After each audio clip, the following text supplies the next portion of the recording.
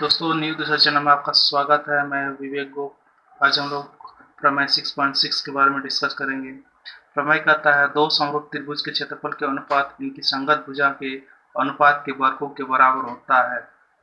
तो पहले हम लोग प्रमेय लिख चुके हैं और डायग्राम भी बना चुके हैं। तो दिया है, पहले लिखेंगे।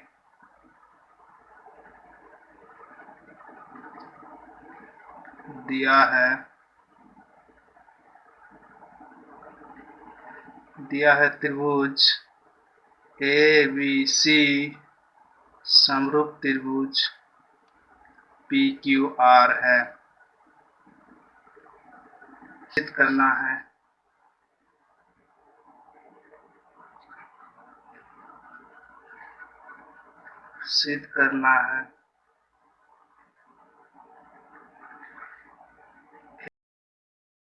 एरिया ऑफ त्रिभुज ए बी सी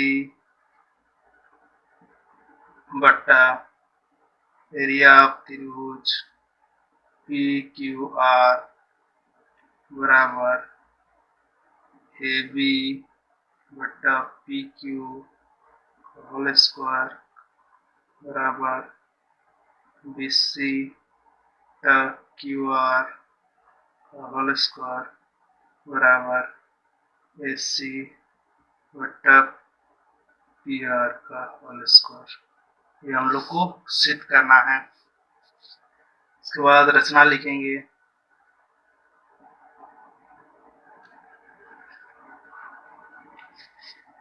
रचना में लिखेंगे दोनों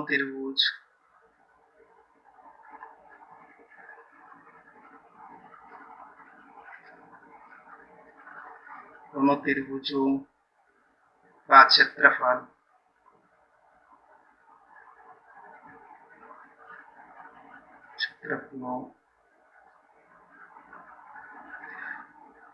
ज्ञात करने के लिए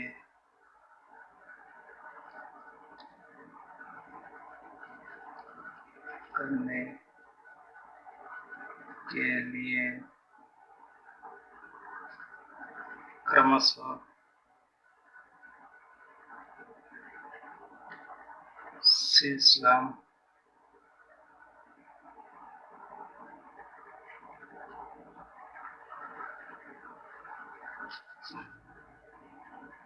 एम और एन, शीर्षम ए एम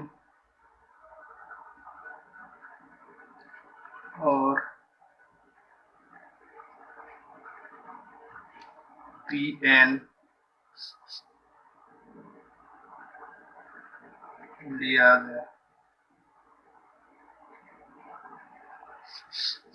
हम लोग रचना लिए। अब हम लोग प्रमाण में जाएंगे।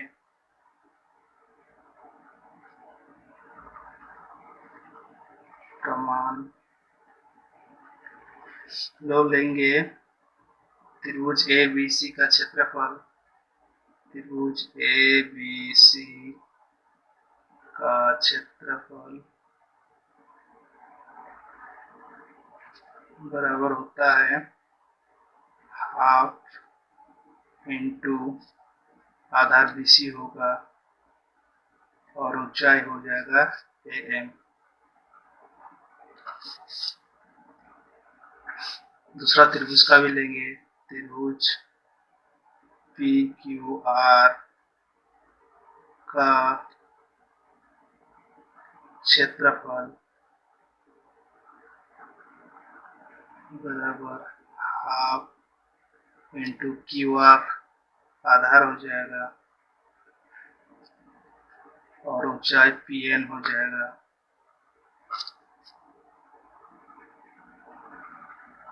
अब हम लोग दोनों ही त्रिभुज का क्षेत्रफल का अनुपात करेंगे। तो एरिया ऑफ त्रिभुज ए बी सी बटा एरिया ऑफ त्रिभुज पी क्यू आर बराबर हो जाएगा हाफ इंटू आधार इंटू ऊंचाई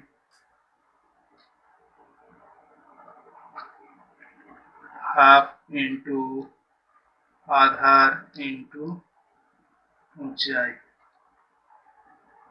हाफ अब कट जाएगा, हम लोग का निकलेगा एरिया ऑफ त्रिभुज A B C, area of त्रिभुज P Q R scale to B C into A M बट्टा Q R into P N. ये हम लोग समीकरण 1 मानेंगे। अब हम लोग लेंगे त्रिभुज ए एम बी और त्रिभुज पी एन क्यू का लेंगे। नेक्स्ट पेज में चलते हैं। त्रिभुज ए एम बी और त्रिभुज पी एन क्यू में देखेंगे दोस्तों,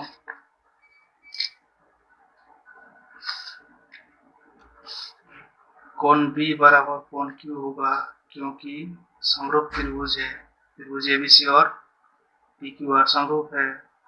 और कोण एम बराबर कोण एन होगा, क्योंकि दोनों ही 90 डिग्री का है, समकोण त्रिभुज, समकोण है सभी।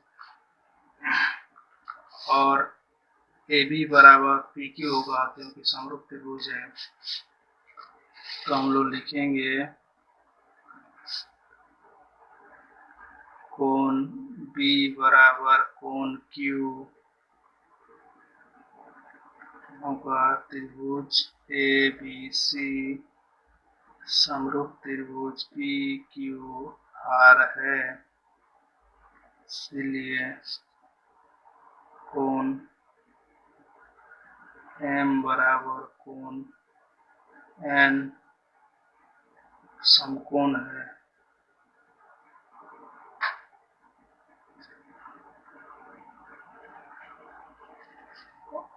भुजा ए बी बराबर पी क्यू, क्योंकि त्रिभुज ए बी सी समरूप त्रिभुज पी क्यू आर है। इसी तरह से त्रिभुज ए एम बी और पी एन क्यू समरूप त्रिभुज हो गए। अतः त्रिभुज ए एम बी समरूप त्रिभुज पी एन क्यू।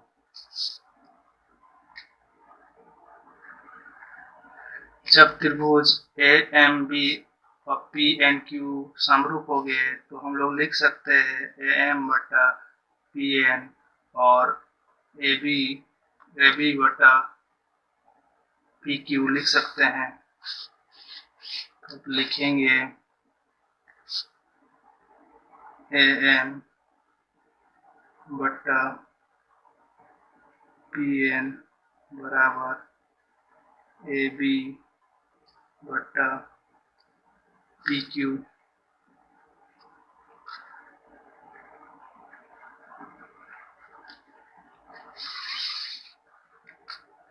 हम लोग का त्रिभुज ए बी सी और पी क्यू आर में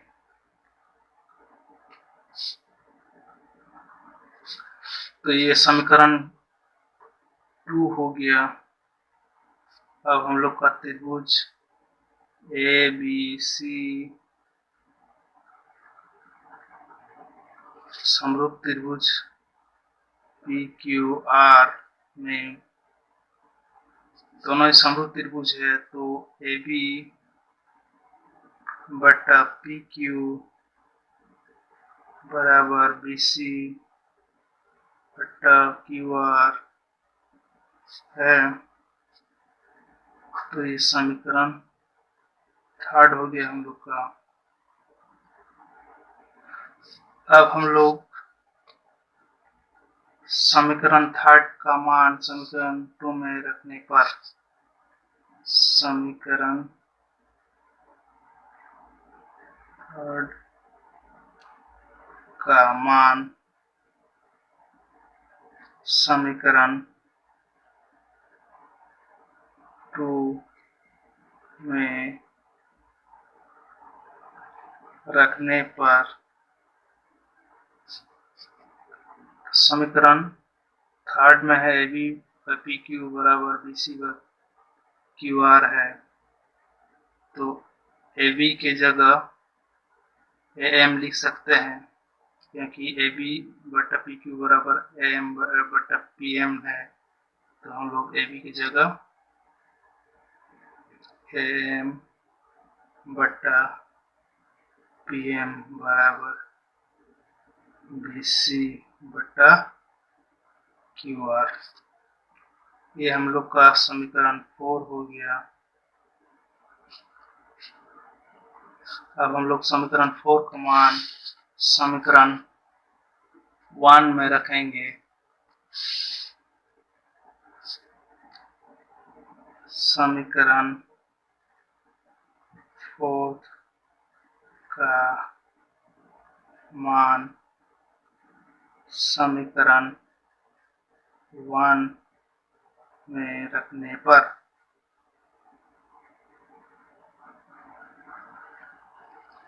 समीकरण 1 में रखेंगे। समीकरण 1 है एरिया ऑफ त्रिभुज ABC बटा एरिया ऑफ त्रिभुज PQR बराबर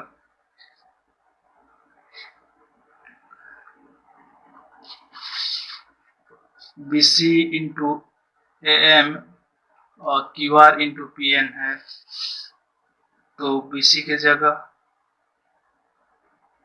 AM के जगह BC की जगह AM लिखेंगे, AM की जगह लिख देंगे BC बटा BC to QR into AM के जगह लिखेंगे BC टू QR। हम लोग को मिल गया एरिया ऑफ त्रिभुज ABC बटा एरिया ऑफ त्रिभुज PQR बराबर BC बाई QR का होल स्क्वायर। इसी तरह ज्ञात